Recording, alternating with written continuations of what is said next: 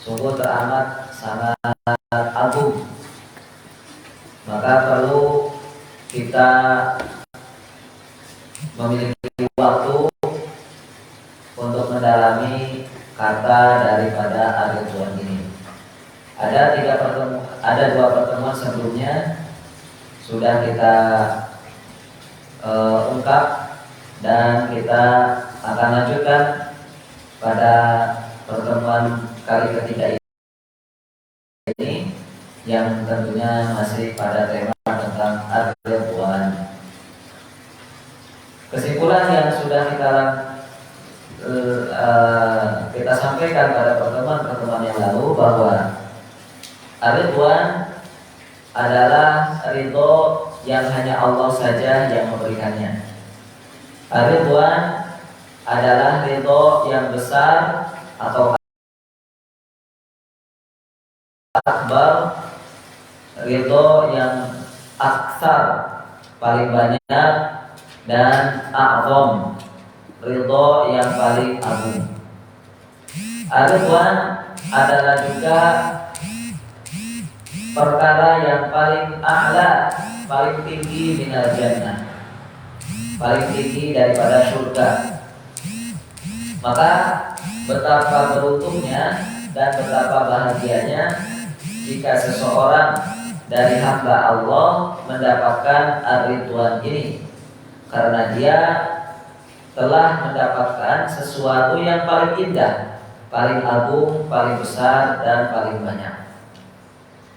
Maka kalau kita ingin mendapatkan Ar-Ridwan, maka kalau kita ingin mendapatkan Ar-Ridwan, tentunya tidak bisa dengan usaha yang sepele, tidak bisa berusaha dengan usaha yang sederhana, tetapi tentu dengan usaha yang lebih ekstra, lebih besar, karena kita akan berusaha untuk mendapatkan sesuatu yang lebih tinggi daripada surga. Itu artinya bahwa untuk mendapatkan Ar-Ridwan, kita harus berusaha lebih ekstra, lebih keras daripada usaha untuk mendapatkan surga. Usaha untuk mendapatkan surga. Maka kalau ingin mendapatkan Ar-Ridwan, ya tentunya tidak mudah. Tentunya tidak mudah. Mengapa? Maka jawabannya ada di akhir pembahasan nanti, insya Allah. Kalau itu pun masih ada waktu. Teman-teman yang dimuliakan Allah, sebelum kita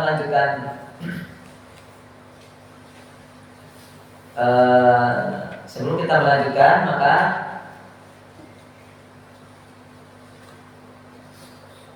kita akan melanjutkan lagi ringkasan tentang kata ridho yang sudah kita bahas, yang dimana makna dari ridho adalah sebuah kalimat tentang penerimaan atau al-qabul, sepakat dan memilih. Juga makna dari ridho adalah menginginkan sesuatu untuk dikerjakan tanpa pemaksaan, tanpa dipaksa. Juga ridho adalah sebuah kesenangan dan kegembiraan dalam hati atau baiknya pada jiwa, atau jiwa yang baik, thayyibun nufus, sucinya jiwa ataupun baiknya jiwa. Juga ridho adalah hati yang tenang saat menerima aturan, hati yang tenang saat menerima ketentuan atau hukum. Ridho juga adalah tidak mengeluh. Ridho juga adalah merasa puas dan tidak menginginkan yang lain. Inilah beberapa pemahaman-pemahaman tentang ridho yang sudah kami jelaskan panjang lebar, tentu dengan kemampuan sebatas yang saya miliki. Dan itu diantaranya adalah apa yang tadi kita sampaikan. Maka diantaranya kalimat-kalimat inilah, istilah-istilah inilah kita ingin di mana Allah Ta'ala itu merasa puas. Allah Ta'ala merasa puas melihat kita dan melihat amal kita, karena itu menunjukkan ridhonya Allah kepada kita. Saat Allah merasa puas memandangi kita, saat Allah merasa puas memandangi amal kita, memandangi sholat kita, memandangi puasa kita, memandangi baca Quran kita, itu Allah merasa puas. Oh, masya Allah, ya. Oh, gitu, hambaku. Ya. Juga kita ingin ketika Allah itu memandangi kita dengan pandangan yang penuh rasa senang, penuh dengan rasa gembira. Karena ketika Allah memandangi kita dengan rasa gembira, Allah memandangi kita dengan penuh kesenangan, maka itu artinya Allah telah ridho kepada kita. Baik, itu sekilas tentang rangkuman atau ringkasan yang sudah kami sampaikan pada pertemuan-pertemuan yang lalu. Hari ini kita akan kuatkan dengan pemaparan dari hadis Nabi kita Shallallahu Alaihi Wasallam berkenaan tentang ridho, berkenaan tentang ridho. Nabi kita pernah bersabda yang diriwayatkan dari Al-Abbas bin Abdul Muttalib radhiyallahu anhu, bahwa Rasulullah Shallallahu Alaihi Wasallam baca ya, Sallallahu Alaihi Wasallam. Baik, jadi biasakan ketika ada yang mengucapkan sholawat kita membalasnya. Dzaqu ta'mal iman man radiya billahi wa bil islami dinan wa bi Muhammadi nabiyya wa rasulah. Hadis riwayat Muslim. Rasulullah sallallahu alaihi wasallam bersabda, akan merasakan kelezatan, akan merasakan kemanisan iman, akan merasakan manisnya iman adalah orang yang ridho Allah sebagai Robnya, Allah sebagai Robnya. Orang akan merasakan manisnya iman apabila ridho Islam sebagai agamanya. Orang akan merasakan manisnya iman apabila dia ridho Muhammad sallallahu alaihi wasallam sebagai nabinya dan rasulnya.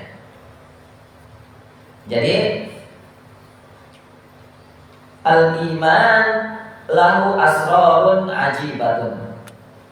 Para ulama mensyarah hadis ini bahwa iman itu memiliki rahasia yang unik atau ajaib. Iman itu memiliki keunikan, rahasia yang unik atau ajaib, yaitu bahwa al-iman to'man, iman itu memiliki rasa nikmat. Iman itu memiliki rasa nikmat. Wa amma madaqahu fahulun. Adapun rasa nikmatnya iman itu adalah rasanya iman itu manis. Iman itu rasanya manis. Walahu halawatun wa ta'mun yudaku bil qulub. Bahwa iman juga memiliki, bahwa iman tadi ya, memiliki rasa manis dan lezat yang tentunya dirasakan oleh hati. Lezatnya iman, manisnya iman itu hanya bisa dirasakan oleh hati. Kama tadzuqu halawatut ta'am wasyarab bil fam. Sebagaimana manisnya makanan seperti coklat dan manisnya minuman seperti kopi itu dapat dirasakan oleh mulut. Maka hati pun bisa merasakan lezatnya iman. Hati pun bisa merasakan manisnya iman. Fal-qulub idza salima min amradil ahwa al-mudillah wasyahawat al-muharramah. Hati yang sehat atau hati yang selamat dari penyakit hawa nafsu yang menyesatkan, selamat dari syahwat yang haram, wajada halawatal iman, maka hati itulah yang akan mendapatkan manisnya iman. Maka hati itulah yang akan merasakan manisnya iman.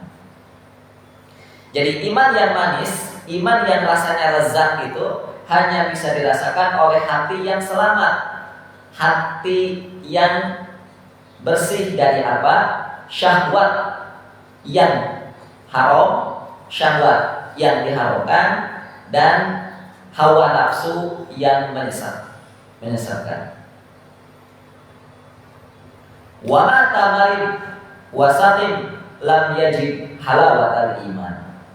Adapun hati yang mati, hati yang sakit, tentu juga tidak akan bisa mendapatkan manisnya iman, tidak akan mampu merasakan manisnya iman. Ikhwati iman rahimani wa rahimakumullah, sesuatu yang manis atau makanan dan minuman yang rasanya manis dan lezat adalah sesuatu yang pasti paling disukai oleh mulut, disukai oleh banyak orang. Tentu yang sehat, ya. Semanis apapun, selezat apapun, kalau sakit tetap aja pahit. Contohnya, kalau orang kena penyakit kuning, maka madu tetap rasanya tidak manis. Atau orang terkena penyakit demam, antum demam yang sakit kemarin itu gimana rasanya makan? Enak, baik. Walaupun yang diminum susu. Maka orang yang sehat, yang paling dia sukai adalah makanan yang lezat, yang manis. Maka begitu pun juga sesuatu yang manis itu, sesuatu yang lezat itu adalah sesuatu yang paling disukai oleh hati yang sehat tentunya. Yang paling disukai oleh hati yang sehat. Namun untuk mendapatkan makanan yang hulwah, untuk mendapatkan makanan yang manis, bagi hati, untuk mendapatkan makanan yang manis bagi hati itu tidak semudah mendapatkan, tidak semudah merasakan manisnya makanan, lezatnya makanan bagi mulut atau lidah. Itu tidak semudah itu. Ya. Kalau ingin merasakan manisnya sebuah makanan, maka kita tidak rapat. Tinggal nyari makanan yang manis, lalu kita cicipi, lalu kita makan. Nah, kalau ingin merasakan manisnya sesuatu makanan tapi untuk hati, maka usahanya apa? Nah, itu tidak mudah itu. Yaitu dengan usaha yang keras. Itu usahanya. Caranya adalah dengan berusaha yang tentunya usaha yang tidak sama seperti mendapatkan manisnya rasa di lidah. Untuk mendapatkan manisnya iman yang dirasakan oleh hati itu tidak semudah mencicipi manisnya makanan untuk lidah. Ya tadi, kalau untuk lidah, untuk mulut, ya ketika ingin merasakan manisnya makanan, lezatnya makanan atau minuman, maka hanya tinggal langsung menyantap makanan itu, maka lidah pun akan merasakan, oh ini lezat, oh ini makanan enak. Namun kalau ingin hati yang merasakan manisnya iman, ya maka harus punya upaya keras yang tidak sederhana. Yaitu apa? Dengan usaha. Usaha keras apa saja untuk mendapatkan ridho Allah sebagai Rabb, ridho Islam sebagai din, ridho Nabi sebagai ridho Muhammad sebagai Nabi kita dan Rasul kita. Kalau kita sudah mendapatkan ridho Allah, ridho Islam dan ridho Nabi kita, maka kita akan mendapatkan manisnya iman. Maka tentunya bagaimana cara mengetahui bahwa iman itu manis? Cara mengetahui bagaimana iman itu manis? Atau bagaimana kita bisa tahu bahwa saat itu atau hari ini kita sedang merasakan manisnya iman, lezatnya iman? Bagaimana caranya? Maka jawabannya adalah dengan melanjutkan hadis yang tadi, yaitu ketika kita mendapatkan ridho Allah, mendapatkan ridho agama, mendapatkan ridho Nabi.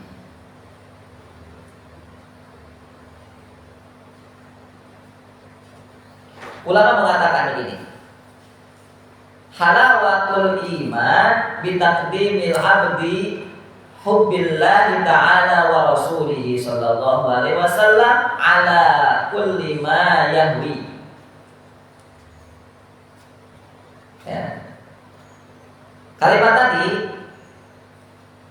tadi itu menjelaskan bahwa kalau ingin mendapatkan manisnya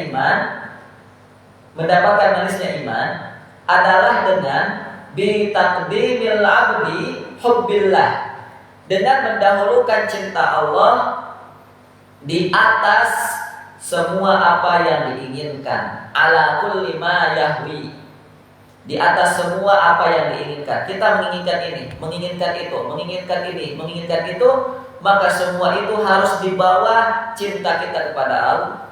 Cinta kita kepada Allah, mendahulukan Allah dulu, mendahulukan cinta Allah, mendahulukan ridho Allah. Maka itu cara untuk mendapatkan iman. Itu cara untuk mendapatkan iman. Mendahulukan sholat tahajud dari tidur sampai subuh. Mendahulukan sholat berada di barisan pertama daripada sholat berada di barisan paling belakang. Itu cara untuk mendapatkan manisnya iman. Mendahulukan hafalan Quran daripada belajar matematika, belajar di perkuliahan atau apalagi kerja. Dahulukan dulu hafalan Quran kalau ingin apa? Mendapatkan manisnya iman. Mendahulukan selesai baca kitab Sirah Nabawiyah daripada belajar sirah yang lain atau belajar ilmu-ilmu yang lain. Yang mana sirah itu adalah cara untuk mendapatkan cinta Allah.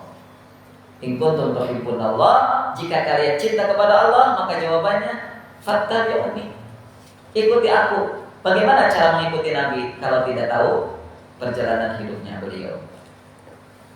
Okay. Bagaimana cara untuk mendapatkan manisnya iman? Yaitu dengan mendahulukan lembaga pendidikan yang mengutamakan pada sirah dan Al-Quran daripada lembaga pendidikan yang tidak mengutamakan pendidikan sirah dan Al-Quran. mendahulukan lembaga pendidikan yang mengutamakan adab daripada lembaga pendidikan yang terlalu mengedepankan ilmu atau akal, apalagi materi. Ya, maka kalau kita berhasil mendahulukan kepentingan untuk mendapatkan cinta Allah tadi itu, maka kita akan mendapatkan iman, mendapatkan manisnya iman. Tapi itu sekali lagi tidak mudah. Itu sekali lagi tidak mudah. Ya, mudah nggak sholat tahajud daripada tidur sampai subuh? Ya, mendahulukan sholat tahajud daripada tidur pleng sampai adzan subuh berkumandang. Mudah apa tidak? Sulit. Hawa nafsu ini masih tetap saja ingin tidur, berselimutkan selimut tebal, ya, daripada apa? Menyingkap selimut untuk wudu dan sholat tahajud. Ya. Hawa nafsu ini inginnya berbanyak-banyakan ilmu daripada beradab yang benar. Hawa nafsu ini inginnya mendapatkan ijazah, pengakuan dari orang daripada mendapatkan akhlak dan adab yang baik. Makanya orang itu beramai-ramai masuk ke lembaga pendidikan yang menawarkan banyak ilmu. Kamu ingin belajar apa? Belajar ini, belajar itu, belajar ini, belajar itu, maka datangilah lembaga ini. Maka datangilah lembaga pendidikan ini. Kamu ingin apa? Ya, ingin mendapatkan tawaran kerja yang menghasilkan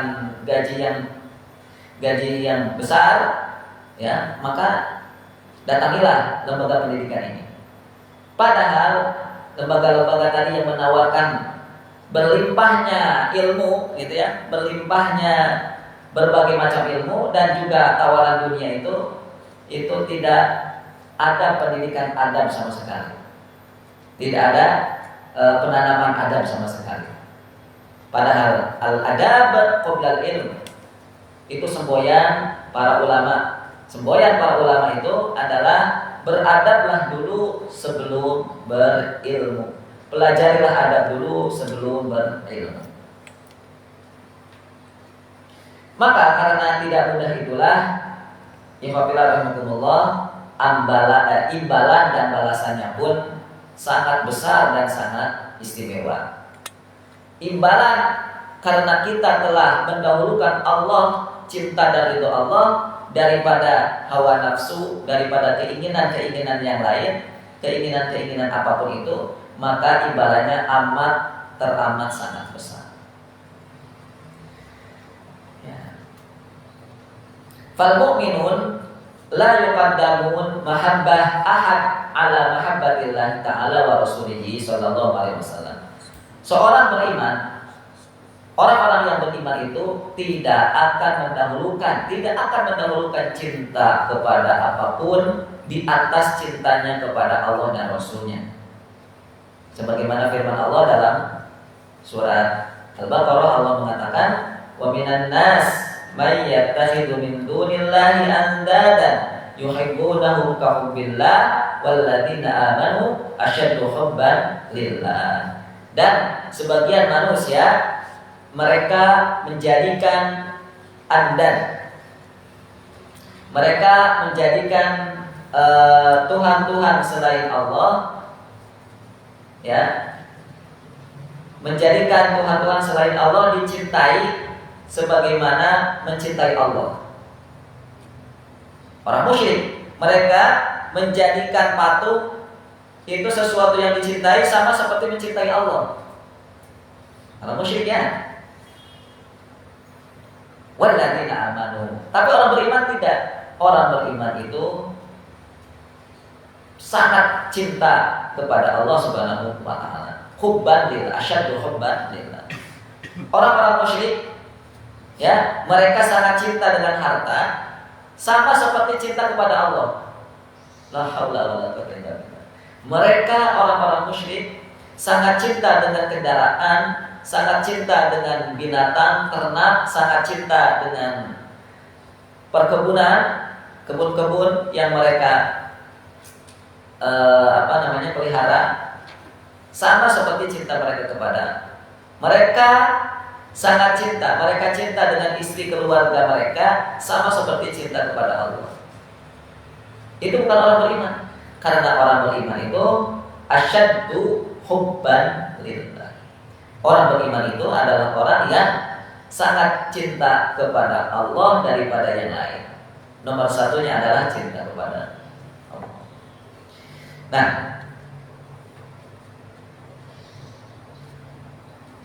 maka orang beriman itu tidak akan mendahulukan cinta kepada apapun di atas cintanya kepada Allah dan Rasulnya. Lalu cara untuk mendapatkan manisnya iman, untuk mendapatkan manisnya iman, berikutnya adalah, kalau tadi untuk mendapatkan manisnya iman dengan cara apa?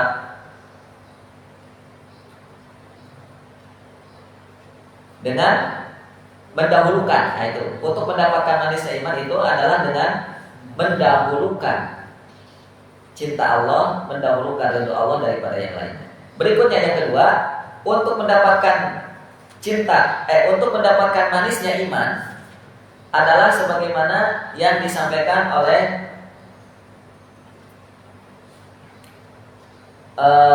Ubaidah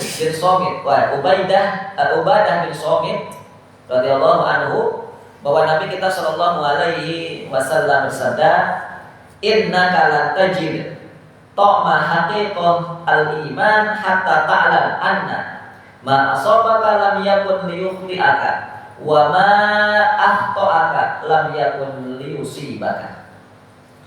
Sesungguhnya engkau tidak akan bisa merasakan iman, tidak akan merasakan manisnya iman sampai engkau mengetahui bahwa apa yang ditakdirkan itu menimpamu. Kalau kamu ditakdirkan menimpa sesuatu, maka sesuatu itu tidak akan luput, tidak akan engkau hindari, pasti akan menimpamu kalau itu sudah ditakdirkan Allah.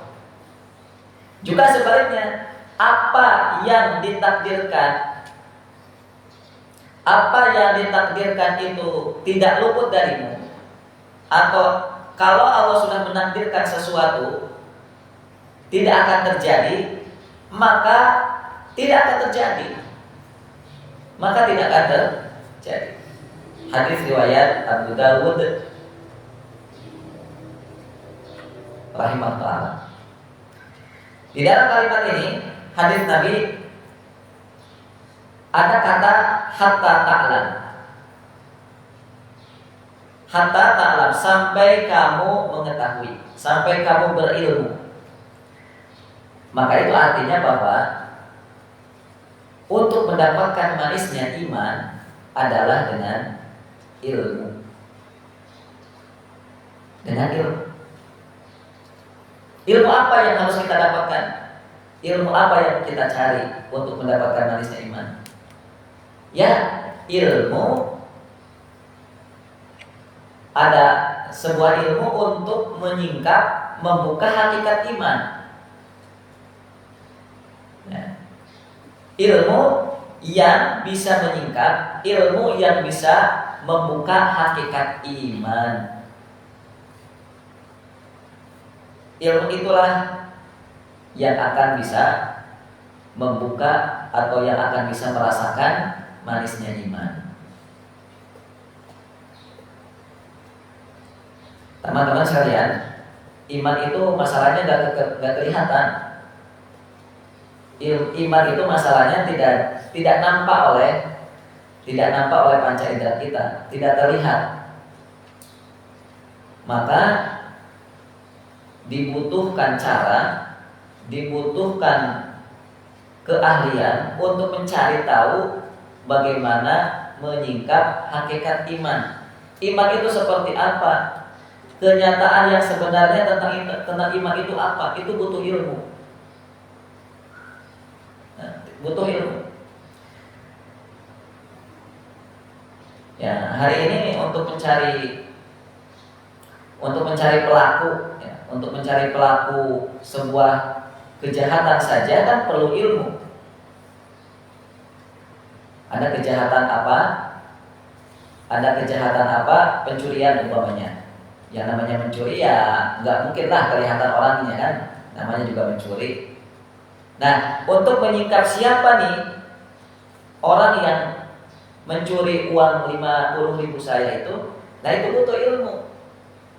Maka orang-orang hari ini, negara-negara besar hari ini membuat sebuah lembaga pendidikan untuk mengkader untuk melahirkan orang-orang yang bisa mendeteksi tindak pelaku ataupun pelaku kejahatan.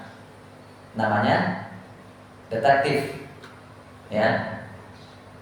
Ya.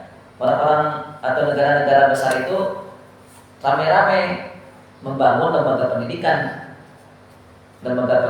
untuk melahirkan para detektif. Sampai akhirnya kan ada filmnya ya.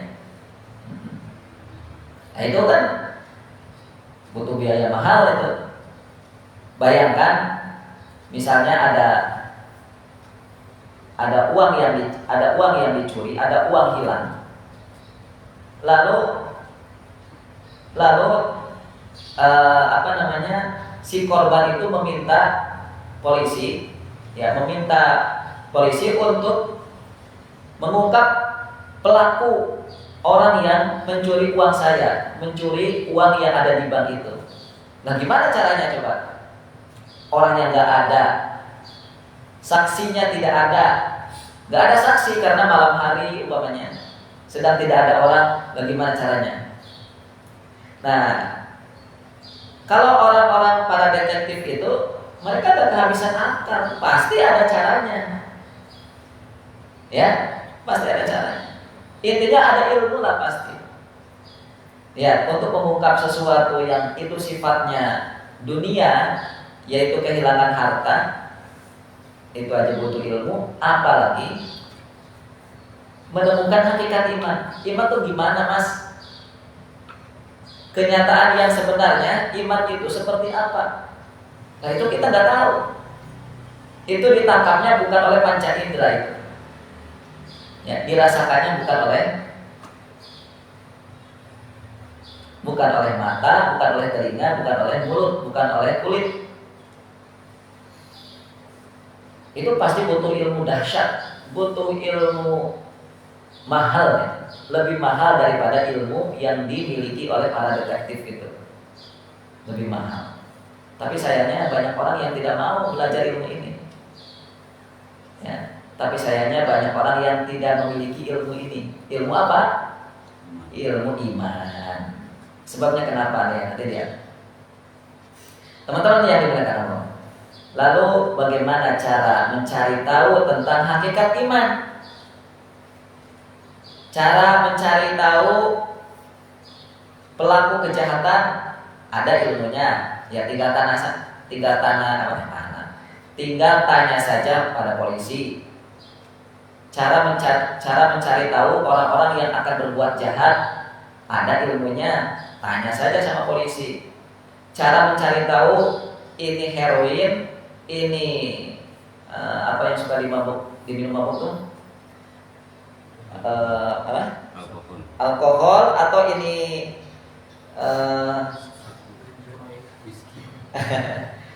bukan sirup. Nah, ini sirup atau ini apa tadi minum alkohol? Apa bedanya? Oh jangan dirasain, bahaya. Tanya aja sama orangnya, tanya aja sama polisi. Dengan dia melihat saja tanpa harus merasakan, tahu. Oh ini sirup marjan mas gitu, sirup marjan. Kan minuman beralkohol itu kan berwarna-warni juga kan? Iya. Jadi jangan sampai ketuker tuh. Antum pergi ke warung, inginnya beli jamu, ternyata yang dibeli apa? Alkohol. Ya, karena apa? Masalahnya warnanya mirip sama jamu.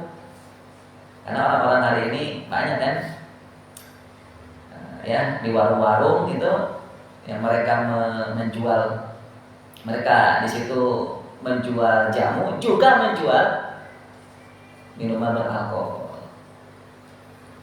Gitu.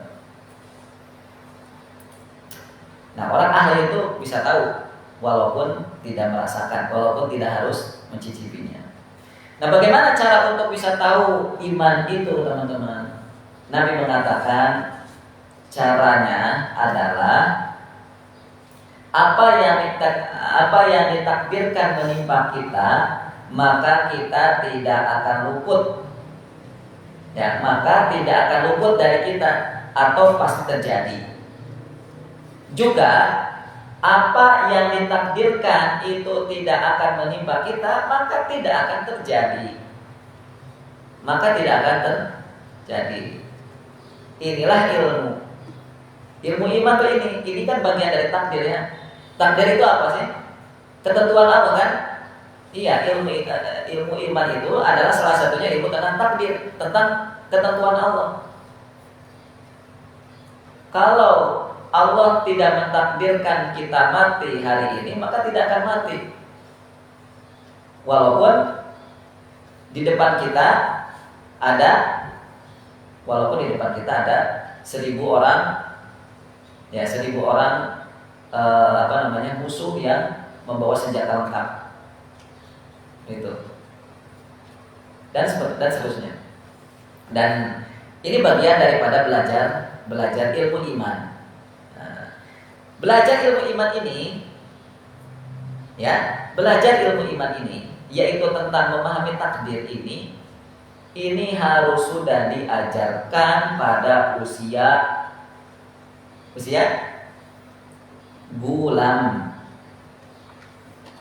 Manusia harus sudah dikenalkan dengan ilmu iman, dengan memahami takdir Allah, itu harus sudah dimulai sejak usia gulam. Usia bulan itu apa?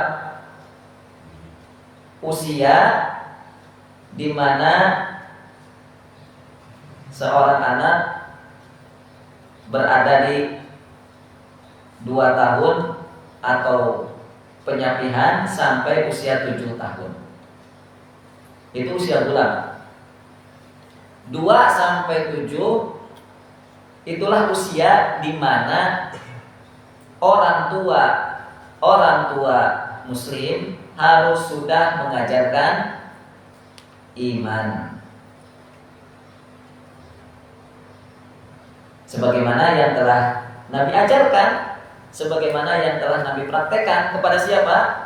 Abdullah bin Abbas radhiyallahu anhu ketika berada di usia bulan.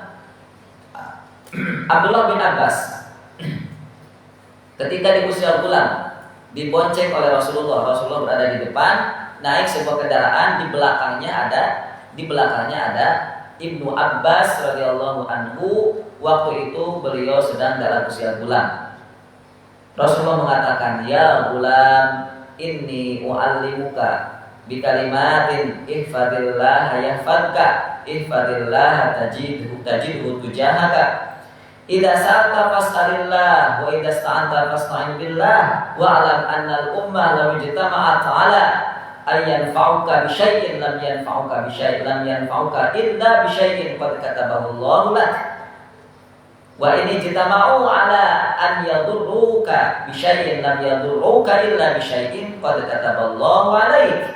Rufi'atil aqlam wa jaffatis suhuf." Hadis ini panjang. Saya akan bacakan kalimat yang menyinggung hadis Nabi yang tadi di atas. Nabi mengatakan, "Wa'lam, wahai gulam, wahai anak usia 2 sampai 7 tahun, ketahuilah, berilmulah, carilah ilmu." Sebuah ilmu tentang apa wahai Rasul? Ilmu bahwa sesungguhnya ketika sebuah umat kalau berkumpul, ada sebuah negara berkumpul untuk memberikan manfaat, niscaya lam yanfa'uka, niscaya tidak akan memberikan manfaat tidak akan memberikanmu manfaat. Kalau Allah sudah menentukan kamu mendapatkan bahaya, kamu mendapatkan bahaya. Sebaliknya, kalau sebuah masyarakat, sebuah umat, sebuah negara, seluruh bangsa umpamanya, seluruh negara berkumpul untuk memberikan mudarat, an yadurruka, untuk memberikan bahaya, ya, mengejar-ngejarmu, menterormu, membunuhmu, maka kalau Allah menakdirkan tidak akan terjadi, maka tidak akan terjadi. Kemudaratan itu tidak akan terjadi menimpamu.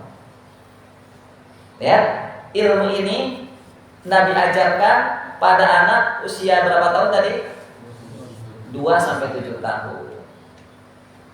Ilmu iman ini. Ilmu iman. Kapan kita di usia 2 sampai 7 tahun diajarkan oleh orang tua kita ilmu kayak gini? Pernah apa enggak pernah? Atau bukan? Enggak pernah apa enggak pernah? Enggak pernah. Masalahnya enggak ada pilihan. Bahaya teman-teman. Kalau tidak diajarkan ilmu iman sejak usia 2 sampai 7 tahun itu, bahayanya apa? Kita akan terlambat memahami iman. Akhirnya kalau kita terlambat memahami iman, maka kita tidak akan mungkin mendapatkan manisnya iman.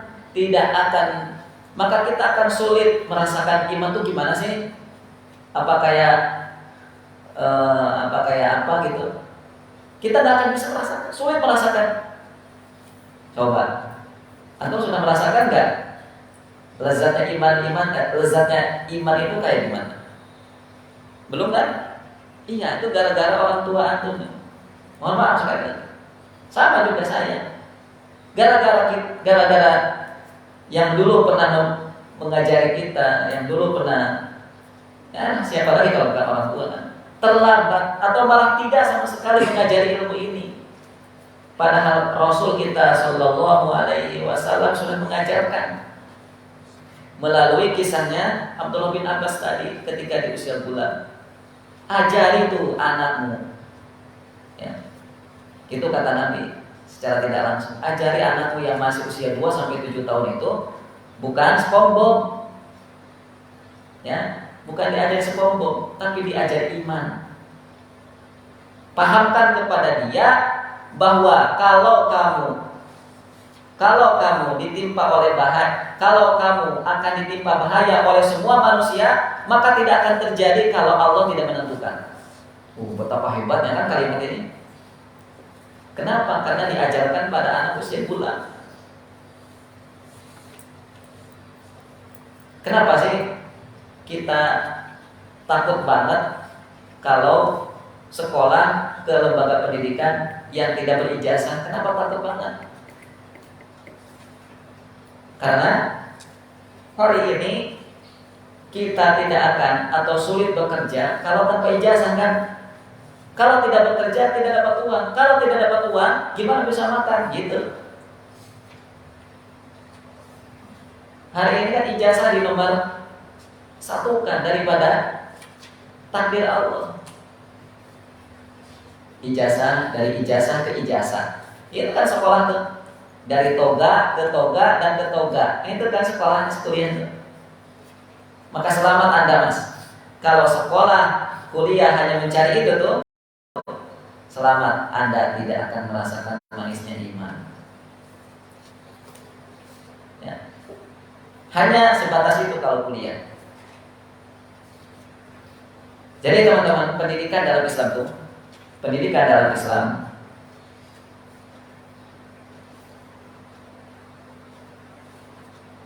di usia 2 sampai 7 itu, dan di usia 2 sampai 7 itu adalah penanaman apa? Penanaman iman.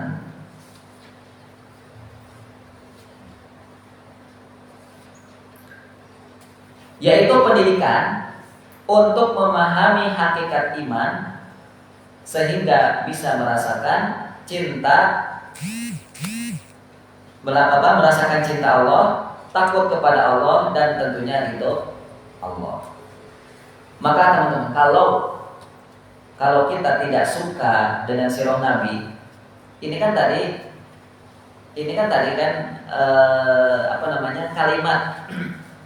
kalimat apa tadi? Kalimat bahwa pendidikan Islam itu 2 sampai 7 tahun adalah usia untuk penanaman iman. Ini berasal dari mana? Berasal dari sirah Nabi, yaitu kisah Nabi bersama Abdullah bin Abbas. Kisah sirah ya. Maka kalau orang tidak suka kisah, kalau orang tidak suka sirah Nabi, ilmu seperti ini tidak akan laku, konsep seperti ini tidak akan masuk, tidak akan kepake. Konsep apa? Di usia 2 sampai 7 tahun itu harus iman. Gak akan kepake, Mas. Kenapa? Karena orang tua hari ini tidak suka sirah. Maka kalau antum pun hari ini gak suka sirah, sama, nanti antum tidak akan tahu bagaimana cara mendidik iman anak-anak antum. Gak akan tahu. Wallahil adzim, gak akan tahu. Kalau hari ini, kalau sejak usia belum nikah tidak suka sirah, gak akan tahu. Hari ini banyak orang tua kebingungan. Banyak orang tua kebingungan hari ini. Kebingungan tentang apa? Anaknya yang terlalu gila dengan game. Anaknya ngebet dengan artis Korea. Anaknya gitu. Ya, rasakanlah sendiri. Bernikmat-nikmat wahai para orang tua, karena Anda tidak menanamkan iman kepada anak Anda. Bernikmat-nikmatlah Anda wahai para orang tua, karena sejak dulu Anda ketika masih usia muda tidak suka sirah nabawiyah. Silakan bernikmat-nikmat dengan penyesalan yang tiada akhir. Kalau tidak ujung mau berubah juga. Bingung, banyak orang tua yang bingung. Ya. Coba gimana caranya coba? Anak sudah kecanduan HP, mau dipaksa nangis, teriak-teriak, terus dibiarkan, ya makin menjadi-jadi. Ayo mau gimana? Solusi akhir hari ini pasti akan membawa mereka, anak-anak yang punya penyakit ini akan membawanya kemana? Rehabilitasi, ke psikiater atau ke psikolog gitu-gitu. Apa itu solusi? Mungkin, tapi solusi paling ideal itu sirah Nabi. Solusi paling ideal itu sirah Nabi. Coba gimana caranya?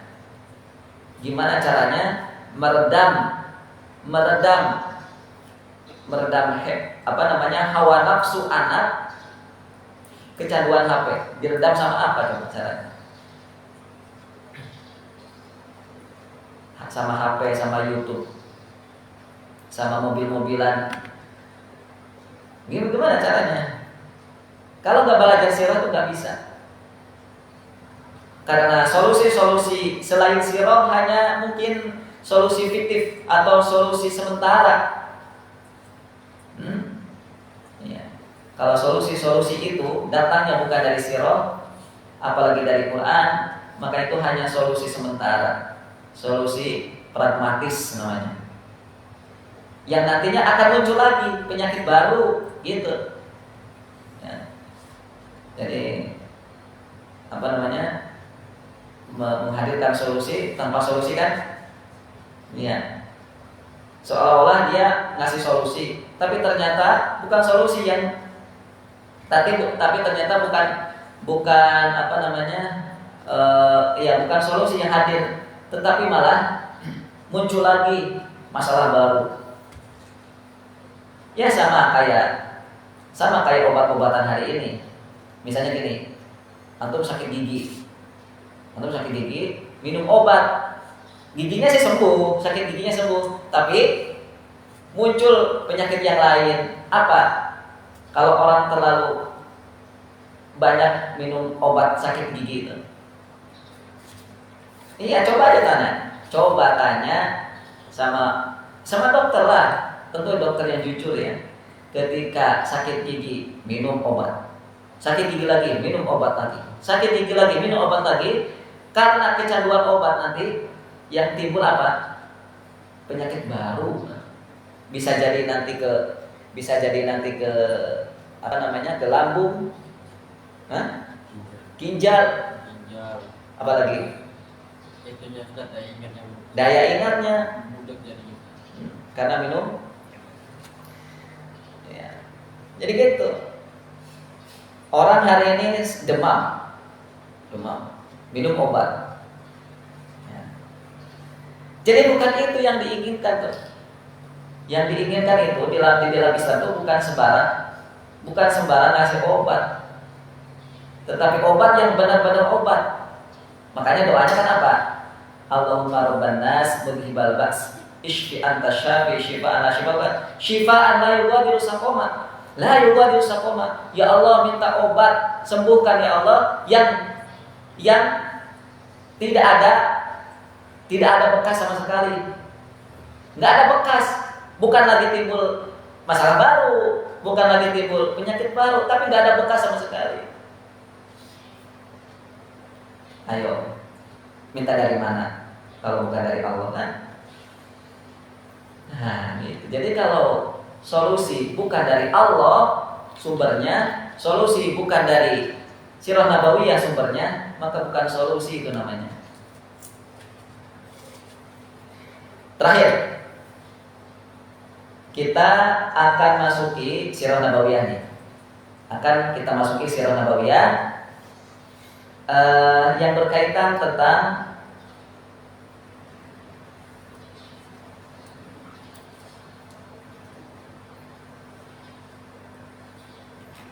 atau belum nanti ya. Sebelumnya saya ingin sampaikan dulu. Maka teman-teman, sekarang dalam hadis tadi ya, kita lanjutkan dulu. Nikmat hidup sebagai orang beriman akan dirasakan hanya bagi siapa? Orang yang telah ridho Allah sebagai Rabb-nya, telah ridho agama Islam sebagai agamanya, telah ridho Muhammad sebagai nabinya. Maka dia akan bernikmat-nikmat hidup sebagai mukmin muslim. Jadi hadis tadi mengatakan begitu. Kalau kita belum ridho Allah sebagai Rabb kita, agama Islam sebagai agama kita, kemudian Muhammad sebagai nabi kita, maka selamanya kita seperti sedang terpenjara. Padahal kita muslim mukmin. Kita sebagai mukmin selamanya akan seperti terpenjara. Selamanya akan kok kayaknya sempit, kok kayaknya nggak enak gitu. Apa namanya? Nggak enak hidup di negara muslim, nggak enak hidup sebagai muslim, nggak enak, serba dilarang. Minum alkohol dilarang, minum rokok dilarang. Nggak enak ya hidup jadi orang muslim tuh. Mau zina dilarang, mau mencuri dilarang. Enakan hidup di mana kalau gitu? Di sana tuh. Semuanya serba boleh. Sekuler kan namanya. Serba boleh, bebas itu apa namanya? Sekuler ya. Sekuler liberal. Nah, kalau mau bebas-bebasan, ya semuanya serba bebas, ya udah keluar dari negeri muslim, keluar, jangan jadi orang muslim, bebas. Tapi di dunia saja, di akhirat. Jadi untuk menjadi muslim itu, supaya hidup terasa nikmat dan nyaman sebagai muslim, ya syaratnya itu harus ridho dulu Allah sebagai Rabb kita. Harus ridho dulu Al-Quran sebagai kitab suci kita. Nah, itu tambahan saya. Iyalah, ya, harus ridho dulu sebagai agama Islam sebagai agama kita, harus ridho dulu Muhammad sebagai Rasul kita. Ridho, puas dengan Allah, puas dengan Quran, puas dengan agama, puas dengan Nabi. Sudah cukup. nggak butuh lagi metode barat, nggak butuh lagi konsep barat, nggak butuh lagi konsep Finlandia, Jepang, Cina, nggak butuh. Kenapa? Karena saya sudah puas dengan Allah, puas itu kan ridho kan? Sudah, yang kita sudah jelaskan kemarin, ridho itu merasa puas. Karena saya sudah puas dengan Allah, puas dengan agama Islam, puas dengan Muhammad SAW, dengan sirah Nabi. Nah, kalau sudah begitu, maka kita akan merasa senang, tenang hidup sebagai muslim. Senang dan tenang hidup sebagai muslim. Apa sih nikmatnya iman itu? Apa sih nikmatnya hidup sebagai muslim? Yaitu apabila hidup sebagai muslim itu baru tenang, itu apa buktinya? Apabila saat sholat itu tidak ingin terburu-buru. Nah,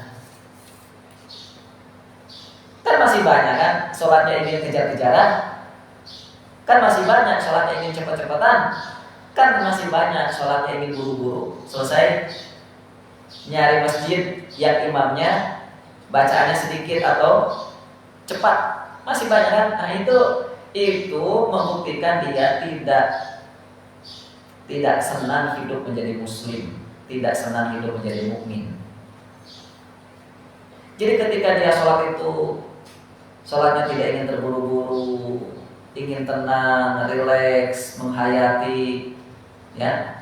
Ketika baca Quran tuh hawanya itu senang aja gitu, rasanya itu senang ketika baca Quran, walaupun nggak paham, walaupun antum baca misalnya a'udzubillahi minasyaitonirrajim, amma yatasaalun 'anil naba'il 'azim. Mas, ngerti nggak dengan bacaan itu? Enggak. Tapi kok betah-betah aja baca itu? Iya, karena senang. Tapi kok betah-betah aja sih walaupun satu juz? Iya, karena senang walaupun nggak ngerti, walaupun tidak paham. Nah, itu namanya nikmat iman. Ada kepuasan, ada kebahagiaan saat kita belajar ilmu, saat kita ngaji, saat kita belajar. Seperti ini nih. Seperti ini kita kan sedang belajar nih. Walaupun antum melihat saya seolah-olah seperti sedang mengajar, tapi sebenarnya saya pun juga sama. Hakikatnya seperti antum, sama-sama belajar. Oke. Ya, kita merasakan senang, merasakan puas saat kita sedang belajar ilmu seperti ini. Senang gitu. Ya, walaupun ilmu yang antum tangkap dari saya nggak paham-paham. Walaupun ilmu yang antum tangkap tuh apa sih maksud Ustaz? Tapi senang aja rasanya, nggak mau bubar. Ya, senang aja hati dengerin, senang. Nah, itu bukti manisnya iman sudah masuk ke dalam hati antum, ke dalam hati kita. Saya pun juga senang, saya pun juga sama, senang rasanya bicara begini gitu. Walaupun 2 jam kok gak terasa, ya 3 jam gak terasa. Lihat Rasulullah pernah khutbah berjam-jam loh, dari subuh sampai menjelang maghrib. Apa nggak capek? Saat itu Rasulullah menyampaikan sebuah hadis tentang hari kiamat di masjid itu. Bicara daripada subuh, Assalamualaikum, salat subuh. Beliau bicara depan sahabat-sahabatnya, istirahatnya duhur asar. Kisahnya begitu. Selesai itu bubar, para sahabat kembali ke rumahnya masing-masing. Ya. Merasa senang, merasa bahagia gitu. Menyampaikan, berada di majelis ilmu, baik yang menyampaikan ataupun yang mendengarkan. Senang kita ini menjalani hidup sehari-hari. Salah satunya saya sebagai guru, walaupun muridnya kadang nyebelin gitu. Senang gitu. Itu berarti ada iman yang manis terasa di hati saya. Gitu. Nah, ikhwafillah rahimani wa rahimakumullah. Ini ungkapan saya ini berawal dari kalimat Syekhul Islam Ibnu Qayyim al-Jauziyah. Beliau mengatakan sami'tu Syekhul Islam Ibnu Taimiyah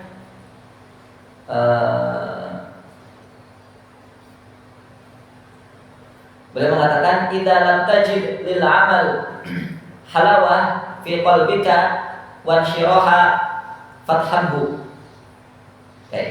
Jika kamu tidak merasakan halawah, kelezatan, wan syirahan dan kelapangan hati saat beribadah, lil amal, saat beramal atau beribadah, maka tuduhlah dirimu, fathamhu. Tuduhlah dirimu. Maksudnya apa? Evaluasi, ada yang salah dalam dirimu. Ada yang salah dalam dirimu saat apa? Kok nggak ada rasa lezat, rasa nikmat menjadi seorang mukmin, menjadi seorang muslim, menjadi seorang penuntut ilmu. Ketika sholat, ketika sedang sholat, ketika baca Quran, kok nggak ada rasa senang? Maka kata Al-Imam Ibnu Qayyim rahimahullah mengatakan, mengutip kalimat gurunya, fathim atau fathamhu, tuduh dirimu, evaluasi segera dirimu, pasti ada yang salah. Mengapa? Fa inna Rabb ta'ala syakur. Karena sesungguhnya Rabb kita itu, Allah Subhanahu wa taala itu asy-syakur, yaitu Sang Maha berterima kasih. Allah itu adalah Tuhan kita yang suka berterima kasih. Kalau pasti ada hambanya beribadah kepada Allah, pasti akan dikasih gitu. Ya.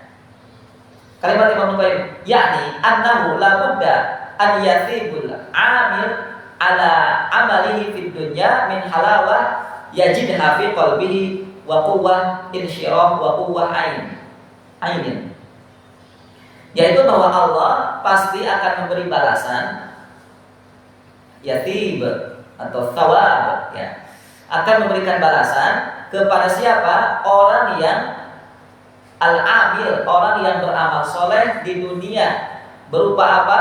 Halawah, kelezatan, manisnya yang dia rasakan di dalam hati.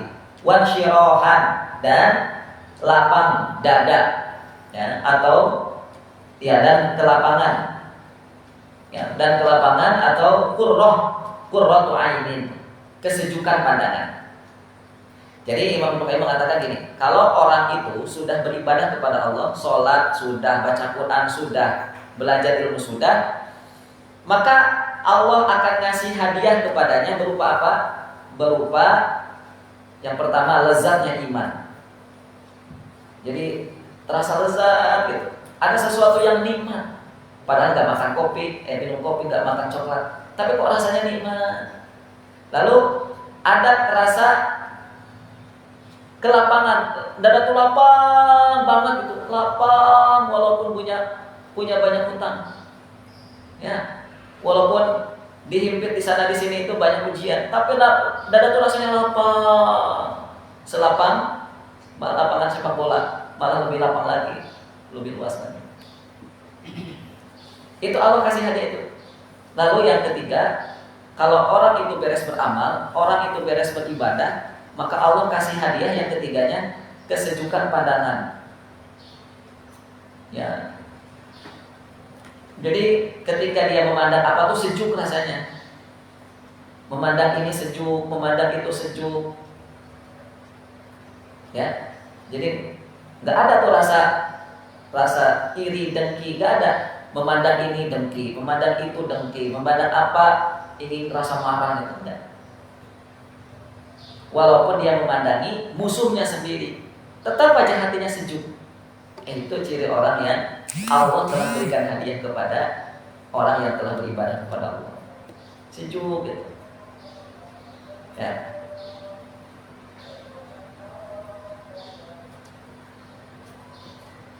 Baik, karena sudah mau mulai masuk istirahat, jam berikutnya saya tutup ya dengan Sirah Nabawiyah yang tadi saya sampaikan. Bahwa sebagaimana yang telah disampaikan tentang kata ar-ridwan itu adalah sebuah sifat yang sangat tinggi, bahkan lebih besar daripada ridho, maka hal ini ditunjukkan pula dengan sebuah kisah dalam Sirah Nabawiyah. yaitu kisah tentang apa? Bai'atur Ridwan. Apa itu? Yaitu bai'ah atau melakukan sebuah perjanjian yang biasanya Nabi lakukan saat orang bersyahadat. Saat ada orang bersyahadat, lalu seterusnya berikutnya ada ungkapan bai'ah. Ada ungkapan sumpah setia. Sumpah setia apa? Macam-macam. Saya kutip dalam Sirah Nabawiyah kalangan Mubarakfuri rahimahullah. Bai'ah yang biasanya Nabi ungkapkan saat ada orang yang bersyahadat itu, satu, tidak menyekutukan Allah, bersumpah setia tidak bersekutu kepada Allah, tidak mencuri, tidak membunuh anak-anak, tidak berbuat dusta, tidak durhaka kepada Nabi, taat kepada Nabi, baik semangat ataupun malas, infak, baik kondisi sulit ataupun longgar, siap berinfak, amar ma'ruf nahi munkar, kemudian tegak di jalan Allah tanpa takut celaan, kemudian menjaga aturan Islam seperti sholat, puasa, tidak berzina, dan menolong Nabi. Ini sumpah setia, bai'at Aqabah 1, bai'at Aqabah 2. Namun ada bedanya dengan bai'atur Ridwan. Nah, apa bedanya bai'atur Ridwan dengan bai'at Aqabah 1, bai'at Aqabah 2? Bai'atur Ridwan ini dilakukan saat para sahabat telah lama hidup dalam Islam. Ya, telah lama menjalankan syariat Islam, telah lama menjalankan kehidupan sebagai muslim, yaitu di mana Bai'atur Ridwan dilakukan pada tahun 6 Hijriah. Berarti kan para sahabat sudah melalui Islam itu selama berapa tahun? Selama berapa tahun berarti? 19. Bukan 16, berapa? 19, 13 tahun di Mekah, 6 tahun di Madinah.